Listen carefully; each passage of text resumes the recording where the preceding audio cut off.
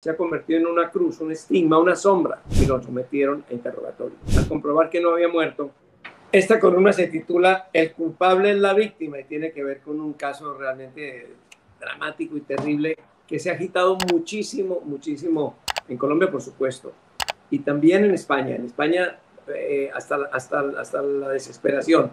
Y ahora veo que también en Chile empieza a publicarse asuntos relacionados con este. Es el del asesinato y descuartizamiento de un médico colombiano en Tailandia. Dice así: quizás el primer colombiano que padeció sospechas en una oficina de inmigración de Estados Unidos fue el inolvidable Alfonso Castillo Gómez.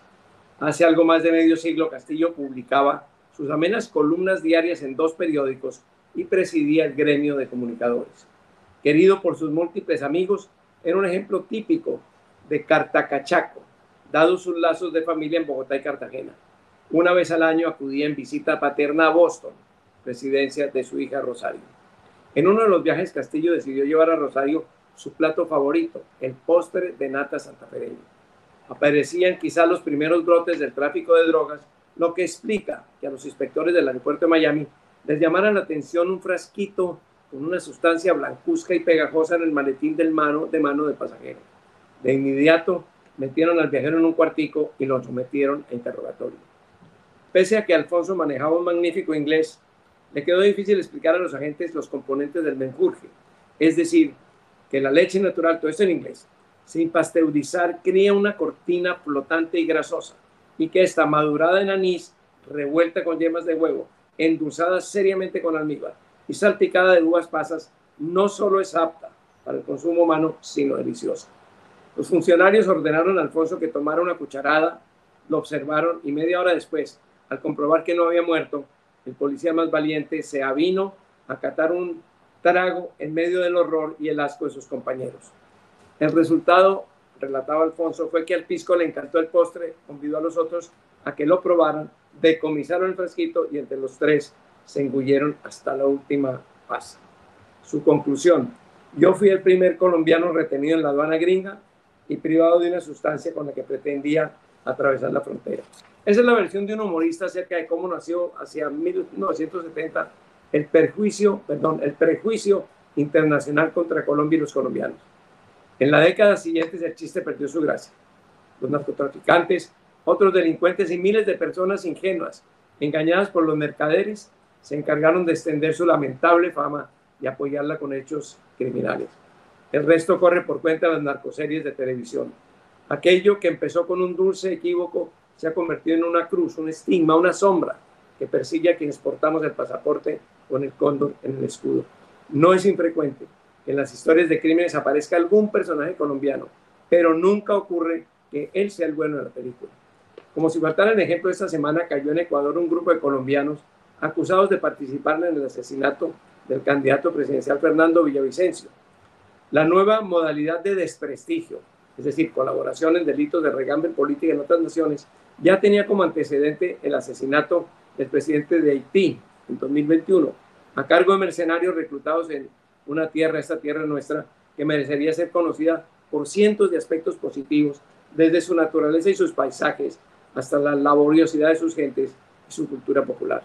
En efecto, la inmensa mayoría de nuestros compatriotas cumplen la ley, trabajan honradamente y a menudo se esfuerzan más que los demás porque saben que les toca vencer el obstáculo de su cuna. Abundan las historias de discriminaciones injustas en el mundo laboral, en alquileres, trámites bancarios y matrículas, en la vida cotidiana, en visas y permisos. Los colombianos nos hemos acostumbrado a que desconfíen de nosotros. Lo que nunca había sucedido es que en el homicidio de un colombiano la culpabilidad recayera sobre lo que los forenses llaman el imperfecto, es decir, el finado. Acaba de ocurrir en Tailandia, donde un conocido cirujano plástico de Lorica, Córdoba, fue asesinado con premeditación y alevosía por su ocasional amante, joven miembro de una respetable familia de artistas españoles. El calculador criminal descuartizó y regó los restos del sacrificado en diversos lugares de la isla paradisíaca de Koh Phangan, donde se habían dado cita. Por cuanto se dice, el médico Edwin Arrieta Arteaga era un prestigioso profesional destacado por su filantropía y su don de gentes. Alega el victimario que obró presionado por acoso y amenazas de Arrieta y así parecen sugerirlo algunas grabaciones. Pero nada excusa un crimen fríamente calculado. El asesino quería darle muerte y desaparecerlo, para lo cual compró de antemano cuchillos de carnicería y bolsas de gran tamaño. La operación fue brutal y torpe, y a los pocos días confesó el delito y quedó en manos de las autoridades tailandesas. No guarda probablemente la pena de muerte, salvo que circunstancias atenuantes permitan condenarlo apenas a cadena perpetua. Y para procurar esos atenuantes entró pronto en actividad un abogado local. Su estrategia consiste en convertir al asesinado en sospechoso, a fin de suscitar compasión por el autor del crimen. Táctica previsible: si es colombiano, tiene que ser delincuente. Así pues, según un telenoticiero español, el abogado defensor dijo al instructor, sin ninguna prueba y basado en meras especulaciones, que el acusado preocupaba la seguridad de la familia del muchacho que asesino, porque el colombiano tiene parientes mafiosos y también tiene dinero. Es capaz, sigo las comillas, de contratar a cualquiera para hacer daño a su familia. No me voy a escandalizar a estas horas de la vida por las patrañas de algunos defensores capaces de cranear cualquier trama para salvar a su defendido. Ese es su oficio. Lo malo es que en el mundo de las redes y la información sin análisis ni contextos, las mentiras de un defensor en pro de su cliente corren con el mismo ímpetu que la verdad. Ignoro si el doctor amenazaba o no a su novio, pero sé que la presunción de inocencia que cobija a todo acusado se le ha negado en muchos medios al difunto, imposibilitado de defenderse. De esta manera, el desventurado médico ha tenido que sufrir post-mortem el prejuicio que escolta a todos sus compatriotas.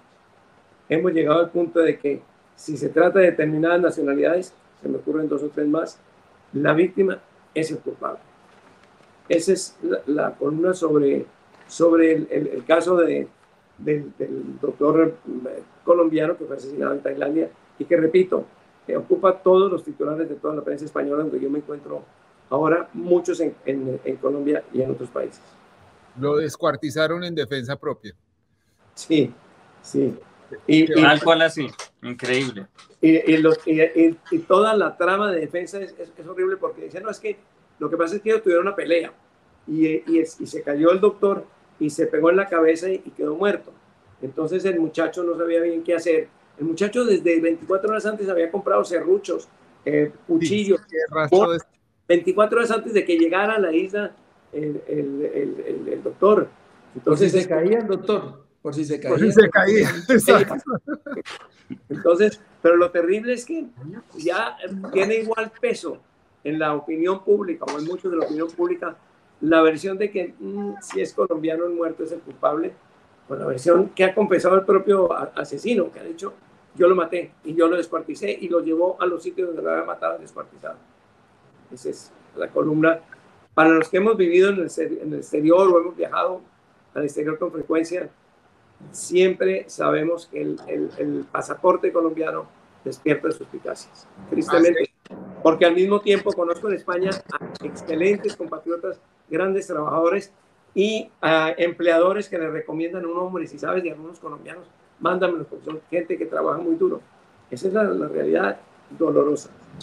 Hace unos años, hace muchos años, viví y estudié en España y vivía en una pensión que se llamaba Huéspedes Salgado, de una familia Salgado gallega absolutamente encantadora, unas personas maravillosas.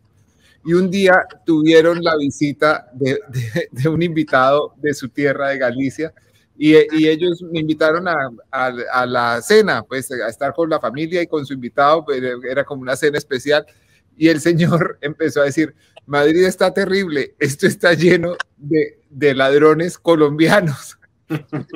Yo veo la incomodidad de toda la familia, que se pusieron rojos y toda esta cosa, y no sabían cómo manejar, pero me di cuenta que el prejuicio era total, y estábamos hablando de una época en que había muchos menos colombianos en Madrid, y no creo que fueran especialmente los ladrones, pero esa era la idea que existía en una persona que iba a visitar a la capital española, un español de Galicia que iba a visitar la capital.